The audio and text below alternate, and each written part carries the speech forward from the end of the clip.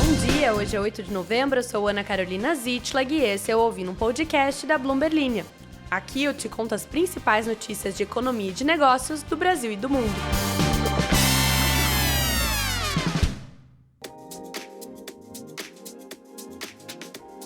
Bom dia, meus caros ouvintes, neste dia incrível para ser brasileiro, primeiramente porque em semanas que eu não estava de bom humor pós-almoço e também porque após 15 anos separados, os brasileiros finalmente estão no mesmo solo da banda mexicana RBD.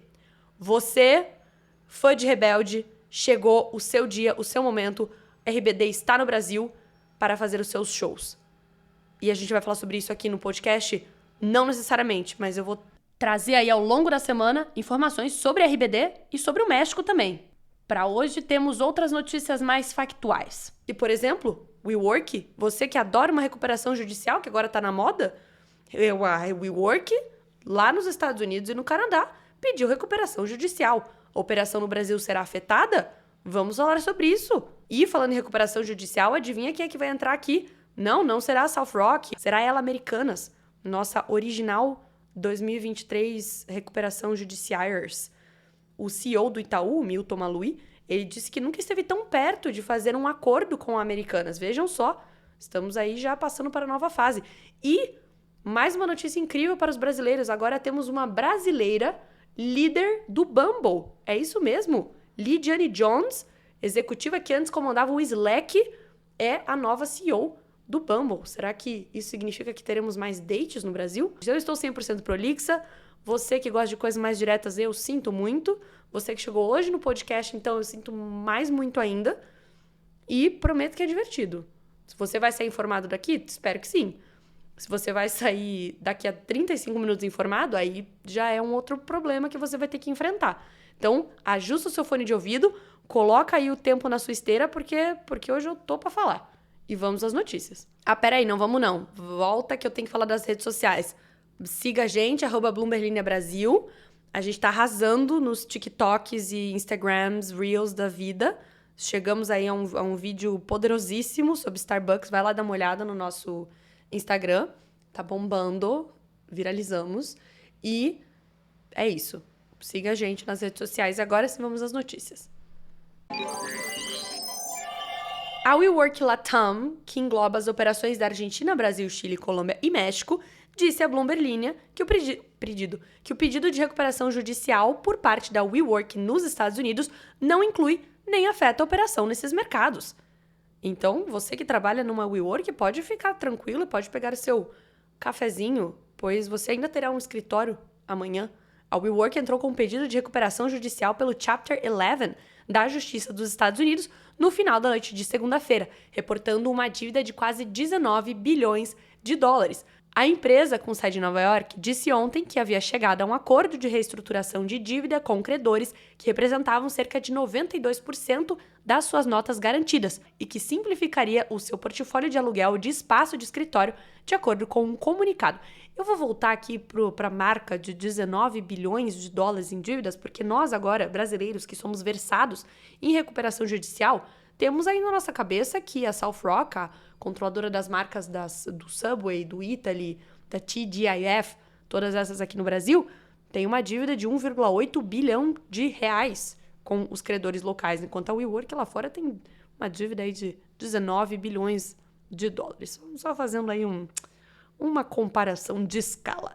A WeWork Latam é uma joint venture, que é uma união estável, digamos assim, com o SoftBank na América Latina desde 2021, em que a WeWork Global tem uma parte das operações da empresa na região, enquanto o SoftBank Latin America Fund detém a participação majoritária, ou seja, é por isso que a recuperação judicial da gringa não vai afetar as operações aqui no Brasil. As entidades da Companhia dos Estados Unidos e da América Latina operam de maneiras independentes, o que significaria que um pedido de proteção contra credores pelo Chapter 11 não afetaria membros, serviços ou acesso aos edifícios na região. Vocês não acham super chique chamar recuperação judicial de Chapter 11? O capítulo 11, ou Chapter 11, é o equivalente americano à recuperação judicial no Brasil, criada pela Lei 11.102/05. Ou melhor dizendo, a nossa lei que é equivalente à lei americana, pois foi inspirada por ela.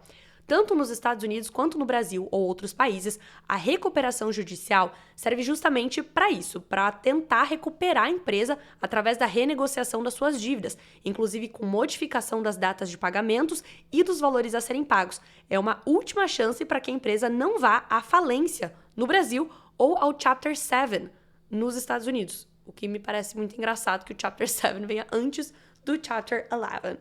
Para entender a importância deste instrumento, precisamos entender o que existia dele antes no Brasil, a chamada concordata. Concordata era um instrumento que existia no Brasil até 2005 e que servia como um instrumento para evitar a falência. Só que a lei que regulamentava a concordata impunha certos pagamentos e prazos rígidos e não dava a flexibilidade necessária para que a empresa de fato conseguisse se reorganizar. Ela basicamente atava as mãos do juiz responsável. A consequência disso é que a lei acabava levando as empresas concordatárias logo à falência. Em vez de ajudar, a concordata funcionava como uma punição e se tornava, em alguns dos casos, apenas uma questão de tempo até a empresa ter o seu pedido de falência decretado. A recuperação judicial, que substituiu a concordata no Brasil, tenta evitar a falência, que é a morte da empresa, né? Quando tem que fechar tudo, vender os seus ativos e chorar num cantinho. Segundo o Wall Street Journal, também conhecido como a concorrência, há uma semana, a WeWork Global perdeu o prazo de pagamento de juros que eram devidos a detentores de títulos em 2 de outubro, dando início a um período de carência de 30 dias no qual precisa honrá-los. Não fazer isso seria considerado um evento de inadimplência. Na terça-feira passada, a empresa disse que chegou a um acordo com os detentores de títulos para permitir mais 7 dias para negociar com as partes interessadas antes que uma inadimplência fosse acionada. Vai ser um podcast só sobre recuperação judicial. Já está praticamente nisso.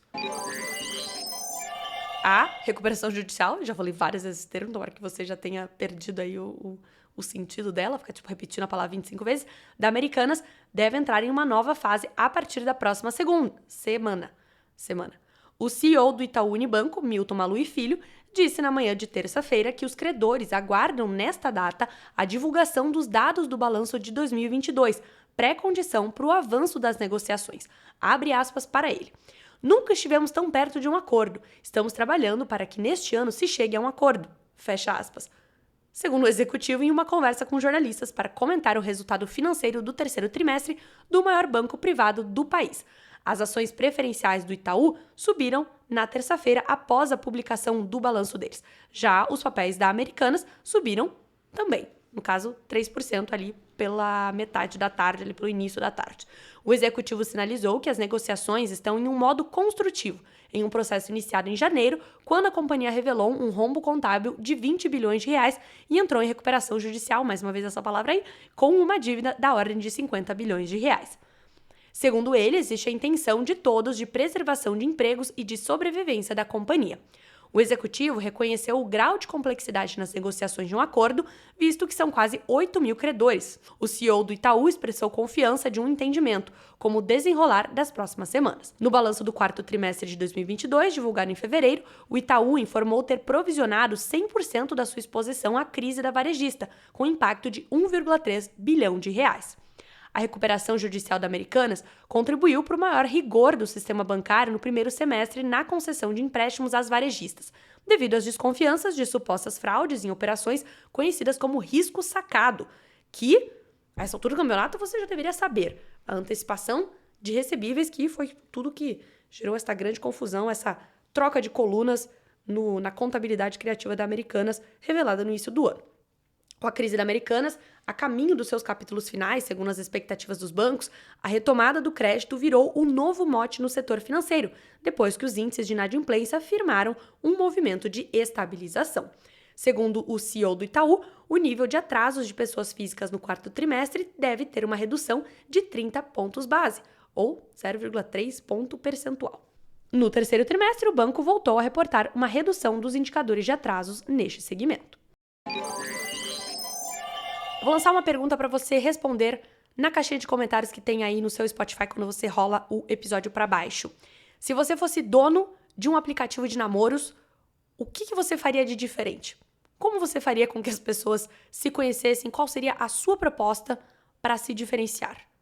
Me joga essa ideia. Vamos fazer um brainstorm aqui, vamos abrir um aplicativo de namoros coletivo. Por que estou contando isso?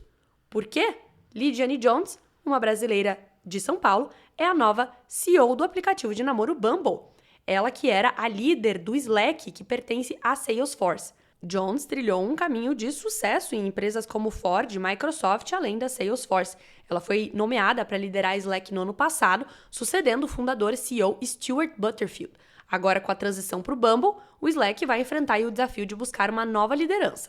Ela vai substituir a CEO e fundadora do Bumble, Whitney Wolfe Herd. Herd fundou o Bumble em 2014 junto a ex-funcionários do Tinder. O Bumble, para você que está namorando aí há 25 anos e que não está por dentro das tendências do mercado de namoro, é um aplicativo em que você vê a foto de uma pessoa, aí você lê as coisas que a pessoa escreveu sobre ela, aí você vê, vou para a esquerda que é não ou vou para a direita que é sim. Aí se você for para a direita que é sim e você estiver inscrito no seu perfil que você é uma mulher, você tem aí a missão de puxar assunto com aquela pessoa. É só a pessoa que é mulher que vai lá falar. A pessoa que é o homem não pode dar o pontapé inicial nessa conversa. Estou te explicando isso para que você não esteja perdido na mesa do bar quando você for contar essa história. Nossa, você sabia que agora uma brasileira é a CEO do Bumble? Aí você pode falar, inclusive, o que é Bumble. Você vai explicar para o seu companheiro como que você sabe o que é o Bumble, porque você ouviu num podcast. E agora você sabe por que esse podcast se chama Ouvir no Podcast. Então, me perdi inteiramente nisso aqui. Mas essa ficou a notícia. Tinha mais uma coisa aqui para falar do Slack. Deixa eu voltar aqui. Com cerca de 28 bilhões de dólares, a aquisição do Slack em 2021 foi, de longe, a maior compra já feita pela Salesforce. O acordo enfrentou o ceticismo de investidores e funcionários sobre se as empresas eram compatíveis. Jones recebeu a tarefa de integrar melhor o Slack com um conjunto de aplicativos empresarial da Salesforce e liderou o lançamento de uma edição específica para vendas da indústria. A Salesforce recusou a comentar a saída dela com a Bloomberg News.